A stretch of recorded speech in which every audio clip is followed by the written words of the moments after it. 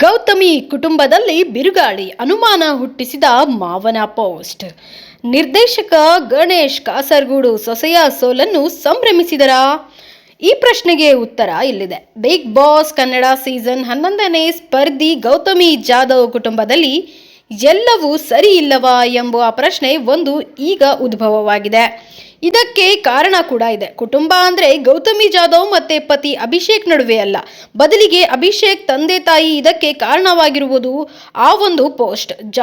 ಗೌತಮಿ ಜಾಧವ್ ಅಭಿಮಾನಿಗಳಲ್ಲಿ ಹಾಗೂ big boss ಪ್ರೇಕ್ಷಕರಲ್ಲಿ ಈ ಅನುಮಾನ ಮೂಡಲು ಕಾರಣವಾದ ಆ ಪೋಸ್ಟ್ ಅಲ್ಲಿ ಏನಿದೆ? ಸಾಮಾಜಿಕ ಜಾಲತಾಣದಲ್ಲಿ ಆ ಪೋಸ್ಟ್ ಅನ್ನು ಹಾಕಿದವರಾರು?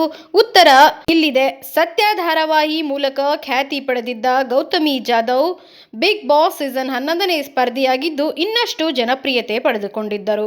ನಗುಮುಖ, ಪಾಸಿಟಿವ್ ಮಾತುಗಳು, ಸ್ನೇಹ, ವ್ಯಕ್ತಿತ್ವ ಸೇರಿದಂತೆ ಎಲ್ಲದರಲ್ಲಿಯೂ ಉತ್ತಮ ಪಡೆದ 100 ದಿನ ಬಿಗ್ ಬಾಸ್ ಮನೆಯಲ್ಲಿ ಪೂರೈಸಿದ ಗೌತಮಿ ಜಾಧವ್ ಕೊನೆಯ ಹಂತದಲ್ಲಿ ಬಿಗ್ ಬಾಸ್ ಫಿನಾಲೆ ವಾರದ ಪ್ರವೇಶವನ್ನು ಕೂದಲೆಳೆ ಅಂತರದಲ್ಲಿ ಕಳೆದುಕೊಂಡರು. ಗೌತಮಿ ಜಾಧವ್ ಬಿಗ್ ಬಾಸ್ ಮನೆಯಿಂದ ಹೊರಬರುತ್ತಿದ್ದಂತೆ ಅವರ ಕುಟುಂಬಸ್ಥರು ಅಂದರೆ ಪತಿ ಅಭಿಷೇಕ್, ಗೌತಮಿ ತಂದೆ ತಾಯಿ, ಆತ್ಮೀಯ ಸ್ನೇಹಿತರು ಬಹಳ ಅದ್ಧೂರಿಯಾಗಿ ಸ್ವಾಗತಿಸಿಕೊಂಡರು. ಇದೇ ಸಮಯದಲ್ಲಿ ಅವರಿಗೆ ಸಂಬಂಧಿಸಿದ ವ್ಯಕ್ತಿಯೊಬ್ಬರು ಸಾಮಾಜಿಕ ಜಾಲತಾಣದಲ್ಲಿ ಪೋಸ್ಟ್ ಒಂದನ್ನು ಹಾಕಿದ್ದಾರೆ.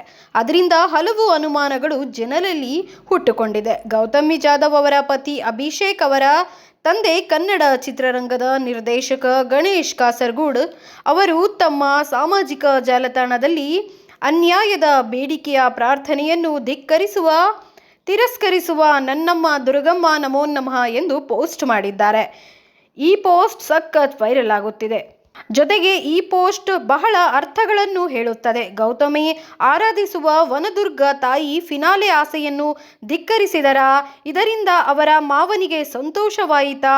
ನಿರ್ದೇಶಕ ಗಣೇಶ್ ಕಾಸರಗೂಡು ಸೊಸೆಯ ಸೋಲನ್ನು ಸಂಭ್ರಮಿಸಿದರಾ ಎನ್ನುವ ಪ್ರಶ್ನೆಗಳು ಅನೇಕರಲ್ಲಿ ಹುಟ್ಟಿಕೊಂಡಿದೆ.